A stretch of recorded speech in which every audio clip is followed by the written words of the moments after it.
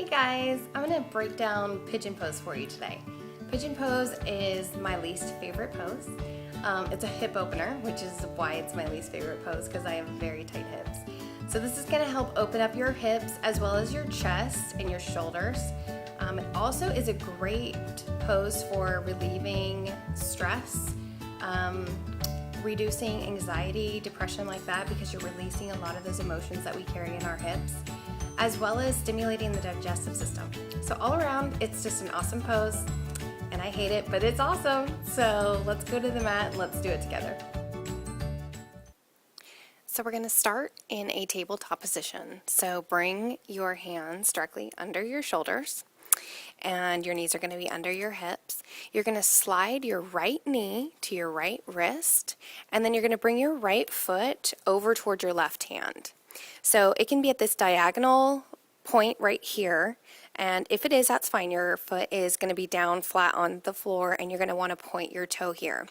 If you're able to move your shin parallel to the front of your mat, which I cannot do, go ahead and do that, but then you're going to want to flex your foot. So just make sure wherever your foot is that it's pointed if it needs to be or flexed if it needs to be, because that's where knee problems can come into play. And then from here, you're going to scoot your left leg back so that you're as far back as you can go. So just reach back with your left leg as far as you can go.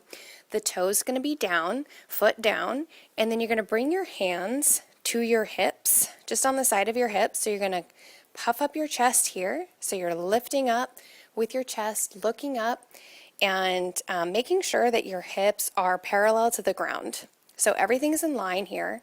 And then as you come forward, you're going to just kind of lead with your body. So you're just kind of going down, starting with your belly and then with your chest. You can come to your forearms here. This is a great stretch. So you can stay right here. And you don't want any sharp shooting pain. So make sure that this just feels like a really good stretch, a good warming stretch. So there's a difference between pain and, oh, it hurts so good. So let it hurt so good. It's okay. You're working into your hips. A lot of people's hips are really tight. This is where we store a lot of our emotions. And so that's why this is such a great pose for everyone to do. So if you feel good here, you can even walk your hands out a little more and bring your hands all the way in front of you and your forehead down to the mat.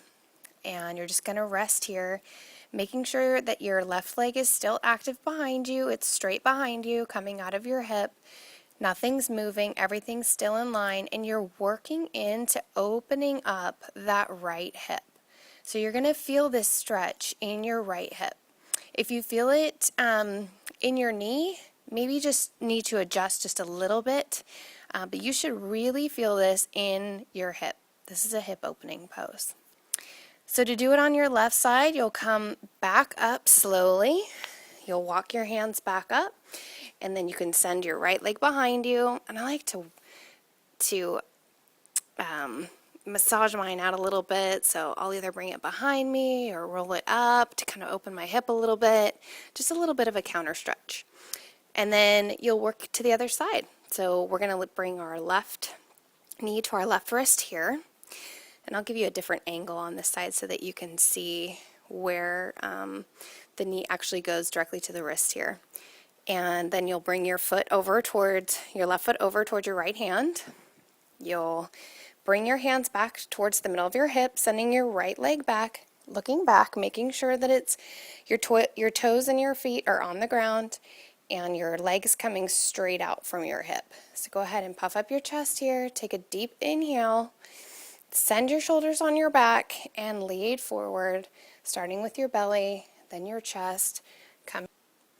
And if you have really tight hips, you can actually use a block just directly under your hip. So you can bring it down. I like to bring it down on that flat side, on that bigger side, so you can set it right under your hip, just to kind of give your hip a little bit of a rest.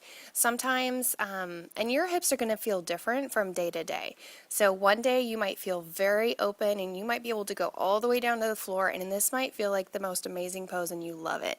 And other days, it's going to hurt so bad and you're going to feel like this pose sucks. I don't want to be in this pose. But you need to be.